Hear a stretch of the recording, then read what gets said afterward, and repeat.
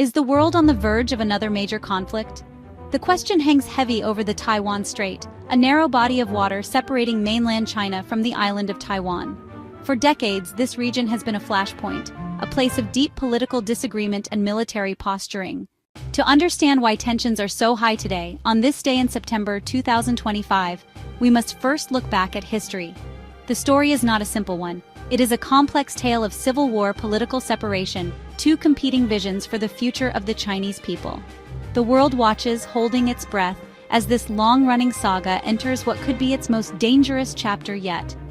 The modern division between China and Taiwan began long ago. It started at the end of the Chinese Civil War in 1949. The Communists, led by Mao Zedong, won control of mainland China. They established the People's Republic of China, or PRC. The losing side, the nationalists, also known as the Kuomintang or KMT, fled across the strait to Taiwan. Led by Chiang Kai-shek, they set up their own government, calling it the Republic of China, or ROC. At first, both sides claimed to be the one true government of all of China. This created a standoff that has defined the region for more than 75 years, an unresolved legacy of a war that technically never ended. So why does it feel like this long-simmering dispute is nearing a boiling point in 2025? Several factors have dramatically increased the pressure in recent years.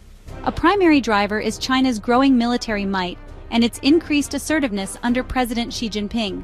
Beijing has made reunification a central goal, and it has not ruled out the use of force. This is not just talk. We have seen a significant escalation in military activities around Taiwan.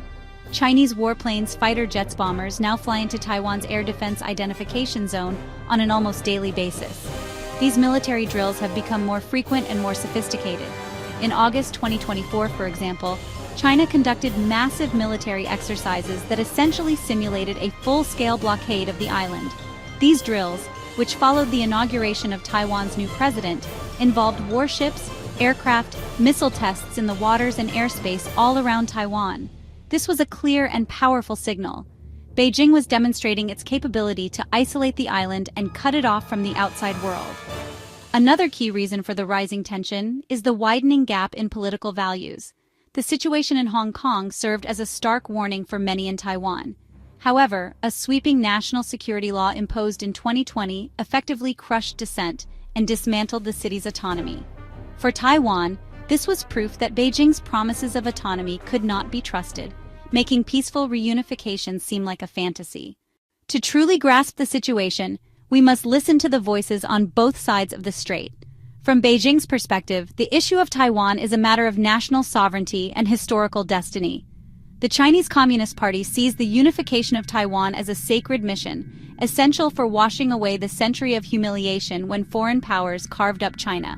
President Xi Jinping has repeatedly stated that the Taiwan issue cannot be passed down from generation to generation. For the CCP, bringing Taiwan under its control is not just a policy goal. It is a key source of its political legitimacy and a cornerstone of its claim to be leading China's great rejuvenation. The government in Beijing argues that it offers a peaceful path forward through the one country, two systems framework, the same model it once proposed for Hong Kong. They claim this would allow Taiwan to maintain its capitalist system and a high degree of autonomy after unification. However, they also make it clear that their patience is not limitless. China's 2005 anti-secession law provides the legal basis for using non-peaceful means if Taiwan moves toward formal independence, or if the possibility of peaceful unification is lost. This is the iron fist inside the velvet glove, a constant threat that shapes every interaction and decision across the strait. Across the water in Taipei, the view is entirely different. For the majority of Taiwanese people and their democratically elected leaders, the People's Republic of China is a foreign country. They see themselves as a sovereign nation with a distinct identity, shaped by decades of democratic development. The idea of being governed by the authoritarian Chinese Communist Party is deeply unpopular. Polls consistently show that most Taiwanese people prefer to maintain the current status quo, de facto independence, and have no desire to become part of the PRC. They cherish their freedoms of speech, press, and assembly, rights that are non-existent on the mainland. The escalating tension is not just a regional issue. It has drawn in major global powers, most notably the United States. America's role is complicated and defined by the policy of strategic ambiguity. Officially, the United States acknowledges Beijing's One China principle. However, it also maintains robust, unofficial relations with Taiwan under the Taiwan Relations Act of 1979. That act requires the United States to provide Taiwan with military equipment for self-defense. The dual policy is a delicate balancing act, meant to prevent a Chinese invasion and to discourage a Taiwanese declaration of independence. Recently, the U.S. stance has shifted toward greater clarity. High-level American officials, the Speaker of the House, and cabinet secretaries have visited Taiwan, infuriating Beijing.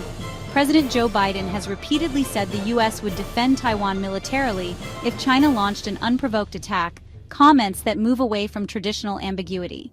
Washington is accelerating arms sales to Taiwan, focusing on asymmetric capabilities, anti-ship missiles, and drones. The goal? Make the costs of an invasion unacceptably high for Beijing. The U.S. is not acting alone. Japan, its southern islands close to Taiwan, views a Chinese takeover as a direct threat to national security. A conflict could disrupt vital shipping lanes Japan relies on for energy and trade. Japan has increased defense spending and strengthened its military alliance with the United States. European nations are also getting involved. They warn a Taiwan war would devastate the global economy. Taiwan leads the world in advanced semiconductor production. These chips are essential for smartphones, cars, and advanced weaponry. Disrupting that supply chain would trigger a global economic crisis. Looking ahead from our vantage point in late 2025, the path forward is fraught with danger and uncertainty. Several scenarios could unfold, ranging from a continued tense standoff to a full-blown conflict. One possibility is that the current situation, a gray zone of pressure, continues. China carries on with its military intimidation, economic coercion, diplomatic isolation of Taiwan. The goal would be to wear down Taiwan's will to resist over time, hoping that the island's people will eventually conclude that unification is inevitable. This avoids the immense risks of a hot war while still advancing Beijing's long-term objectives. A more dangerous possibility is an accident or miscalculation leading to a limited military clash. With so many warships and military aircraft operating in close proximity in and around the Taiwan Strait, the risk of a collision or an unintended incident is high. A small skirmish could quickly spiral out of control if both sides feel they must respond forcefully to avoid looking weak. This could lead to a limited conflict, perhaps a Chinese attempt to seize one of Taiwan's small offshore islands, like Kinmen or Matsu. Such an action would be designed to test the resolve of both Taiwan and its international partners, especially the United States. The worst-case scenario, of course, is a full-scale invasion of Taiwan by China. This would be a massive and incredibly complex military operation, likely involving an amphibious assault, a naval blockade, and a massive missile and air campaign. Such a war would be catastrophic, not only for the people of China and Taiwan but for the entire world. It would likely draw in the United States and its allies, leading to a direct conflict between two nuclear-armed superpowers. The human cost would be immense, and the global economic fallout would make the impacts of the war in Ukraine or the COVID-19 pandemic seem minor by comparison. Ultimately, the future of the Taiwan Strait depends on the choices made in Beijing, Taipei, and Washington. The key to preventing a catastrophe lies in clear communication, credible deterrence, and careful diplomacy. The world is watching to see if these three major players can manage their deep disagreements without resorting to violence. Can a way be found for Taiwan to continue to thrive as a democracy while also addressing Beijing's security and political concerns? Or is this a conflict with no peaceful resolution? The answer to that question will define the 21st century and determine whether peace or war will prevail in the Indo-Pacific.